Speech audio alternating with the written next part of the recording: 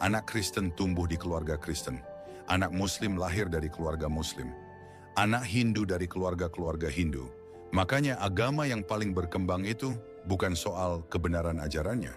Tapi karena agama mana yang pemeluknya paling banyak buat anak, maka agamanya pasti cepat berkembang. Karena anak-anak mereka otomatis dikondisikan jadi pemeluk agama orang tuanya. Kalau Tuhan yang sejati hanya satu, kenapa Tuhan menciptakan banyak agama? Dan masing-masing agama mengklaim sebagai ajaran yang benar dan yang lainnya salah.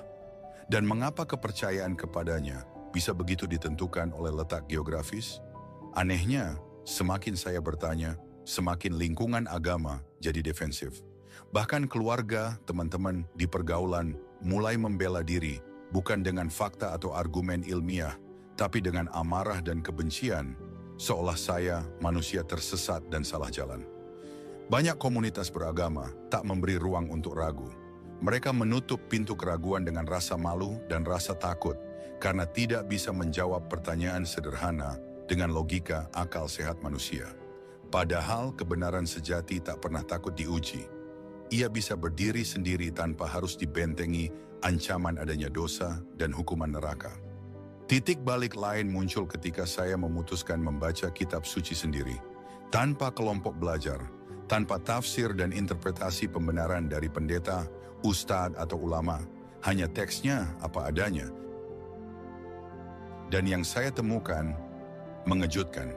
Kitab-kitab itu penuh kontradiksi, kekejaman, dan cara berpikir sukuisme.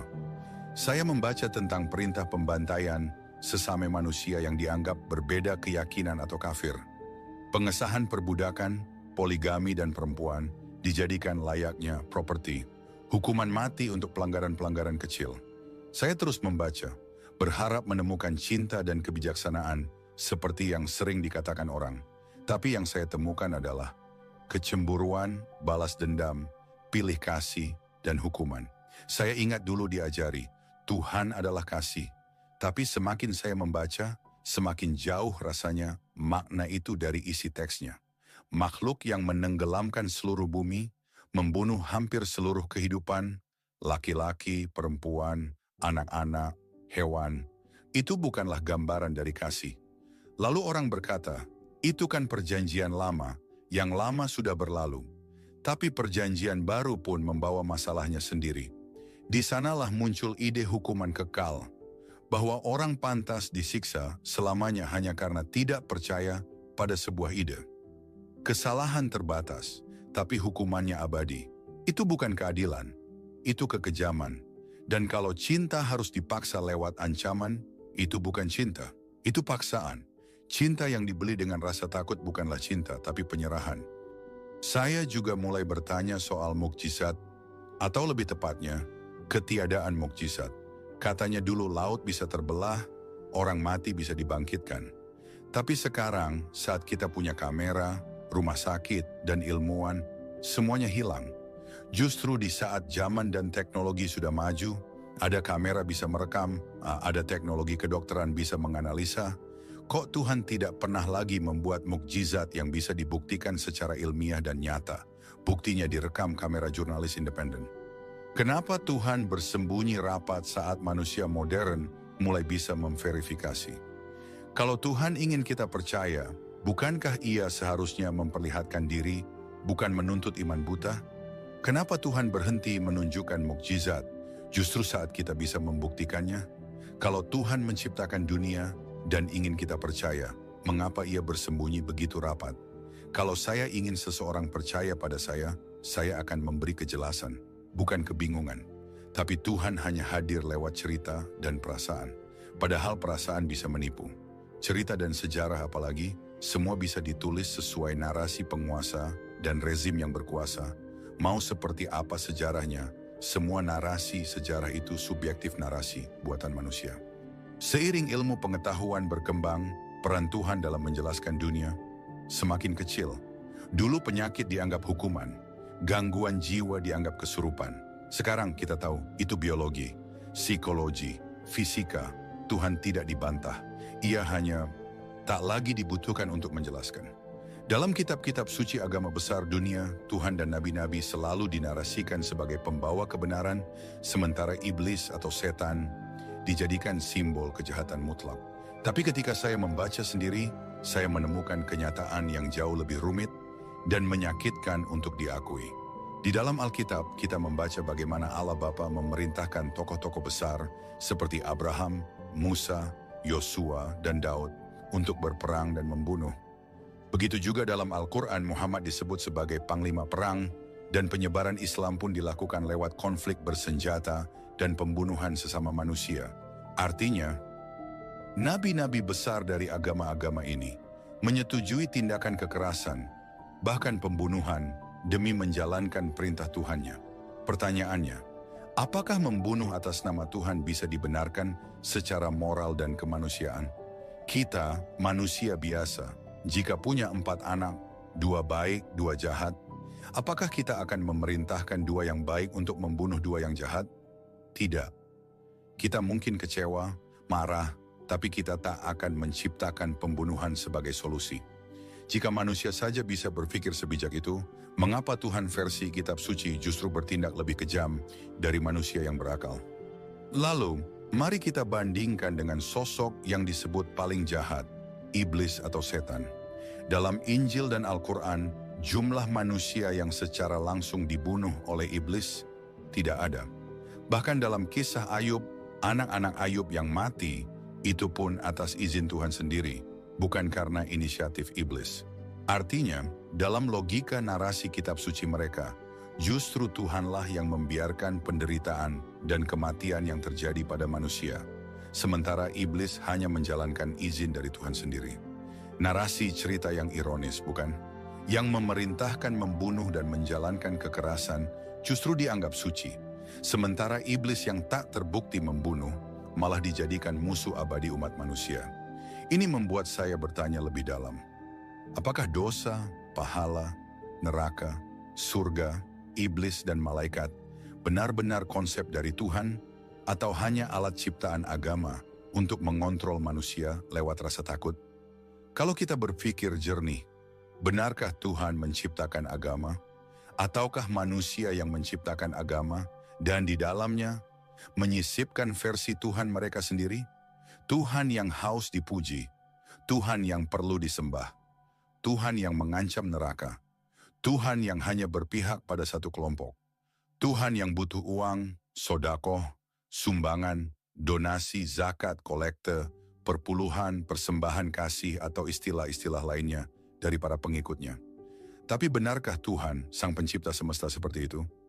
Ataukah kita sedang menyembah narasi buatan manusia yang dibungkus nama Tuhan? Mari kita ingat, Indonesia adalah negara yang berketuhanan yang Maha Esa. Artinya, kita mengakui satu Tuhan saja, yaitu Tuhan yang Maha Esa, Tuhan yang universal, bukan Tuhan dari versi agama A, B, C, atau D, tapi Tuhan yang berlaku untuk semua manusia, tanpa memandang agama, suku, ras, atau label kepercayaan. Tuhan yang tak berpihak eksklusif. Tuhan yang tak membenci ciptaannya hanya karena perbedaan keyakinan. Kenyataannya, konflik terbesar dunia saat ini berakar dari agama-agama besar, terutama dari agama-agama yang lahir dari tradisi Abrahamik. Timur Tengah tak pernah damai, Israel, Gaza, Iran, Lebanon. Semua perang dibenarkan dengan nama Tuhan. Di Indonesia kita punya sejarah panjang kekerasan berbalut agama, perang Ambon, bom Bali, pelarangan ibadah, terorisme, dan ekstremisme berbasis iman. Lalu, benarkah agama membawa kedamaian? Ataukah justru agama membuat dunia ini tidak pernah damai?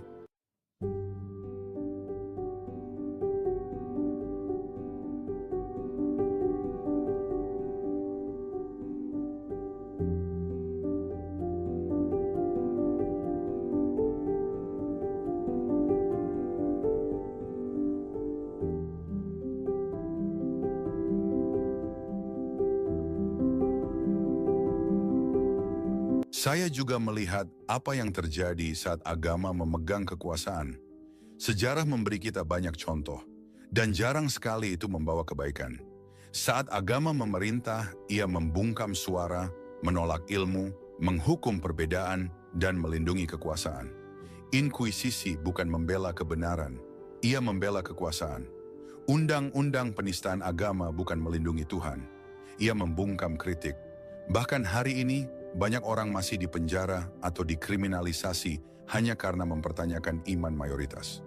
Ketakutan seperti itu tidak tumbuh dari kebenaran, ia tumbuh dari kekuasaan yang takut dilawan. Institusi agama terlalu sering berpihak pada ketidakadilan. Mereka pernah membela perbudakan, menolak hak-hak perempuan, menentang pendidikan, ilmu dan sains, juga kesetaraan pria dan wanita. Bukan berarti semua penganut agama itu buruk, tapi artinya agama bukan kompas moral. Agama adalah alat, dan seperti alat lainnya, ia mencerminkan tangan yang memegangnya. Agama sering dianggap mempersatukan, tapi lebih sering justru memecah. Kami yang benar, mereka yang salah, yang selamat, yang tersesat, yang diberkati, yang dikutuk. Perpecahan seperti ini tidak membawa damai, hanya kebencian yang dibungkus wahyu. Tapi saya sadar, saya tidak perlu percaya Tuhan versi agama mereka untuk merasakan keajaiban. Matahari tenggelam di cakrawala, tangisan bayi yang baru lahir, keindahan angka, pola dan simetri, hutan yang sunyi, otak manusia yang begitu kompleks. Semua itu indah, justru karena semesta hadir dan ada. Bukan karena diciptakan untuk kita, tapi karena kita cukup beruntung untuk mengalaminya. Lewat panca indera kita,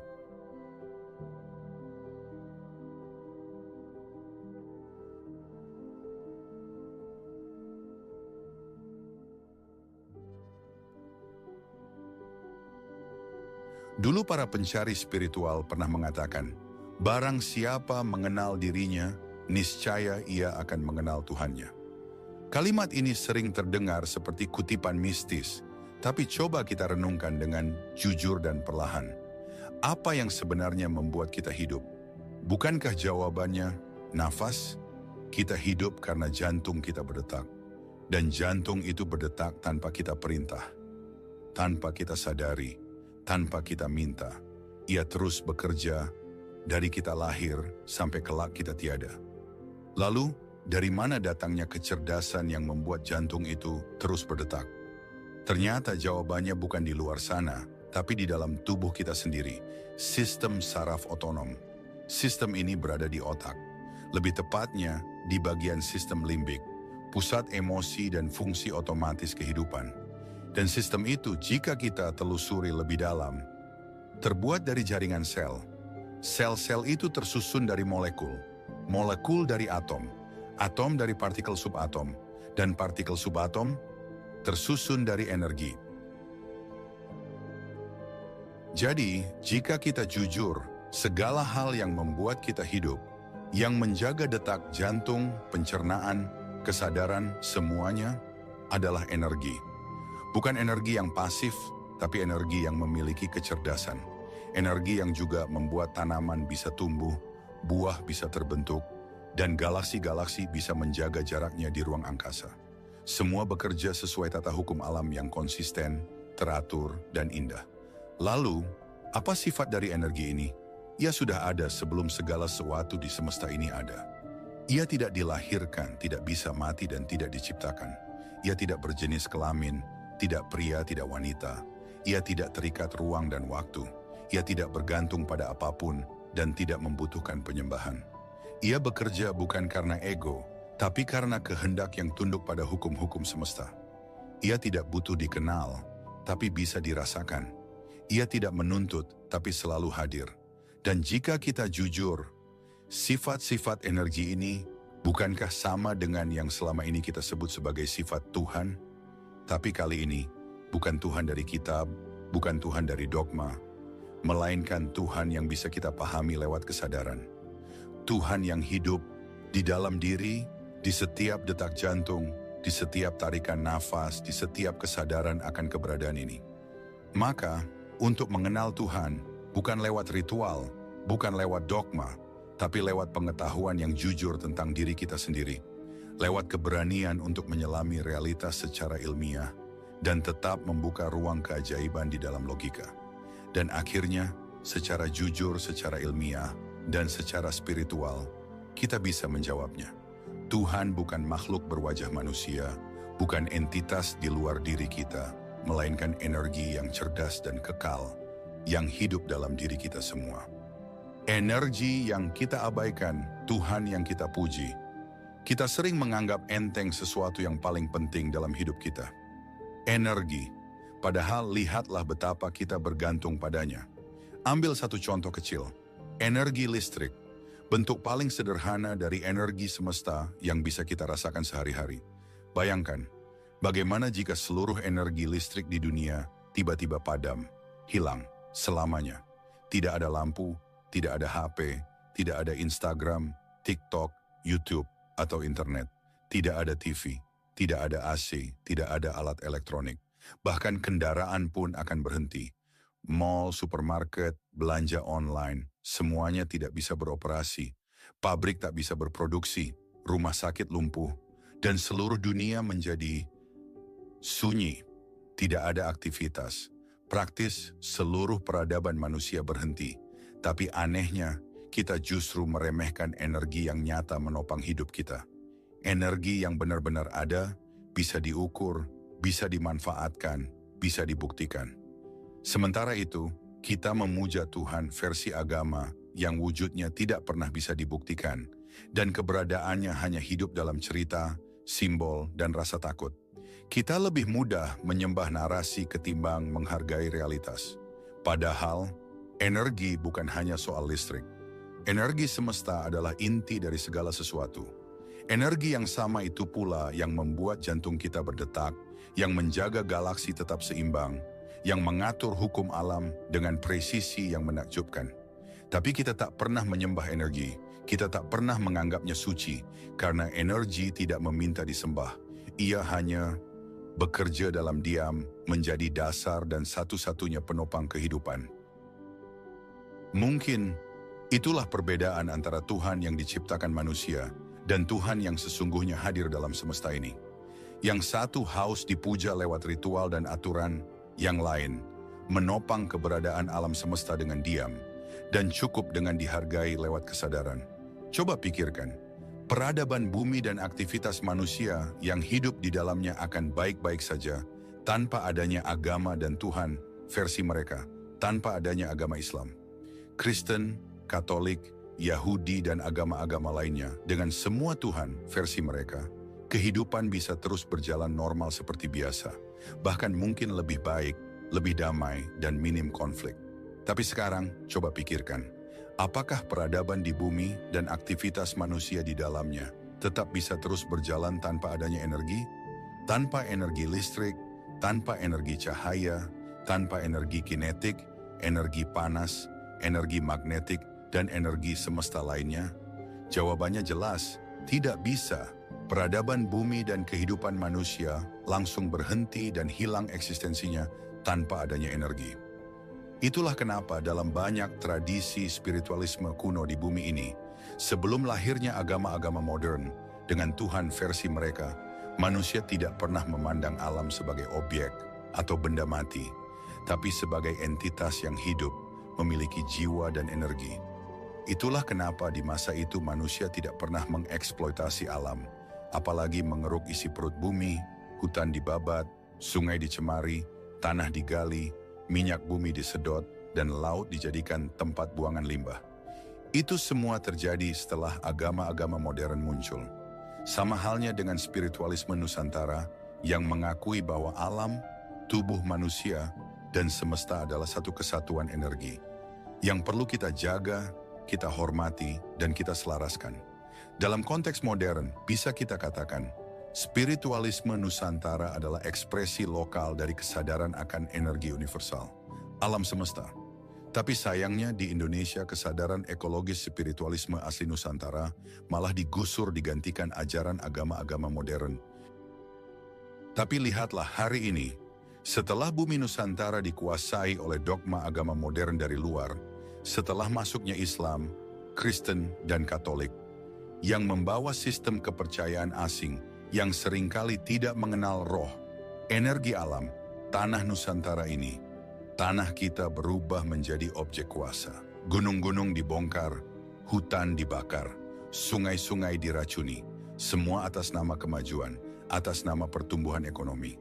Tapi, coba tanyakan, siapa yang tumbuh? Rakyat atau konglomerat dan kroni penguasa?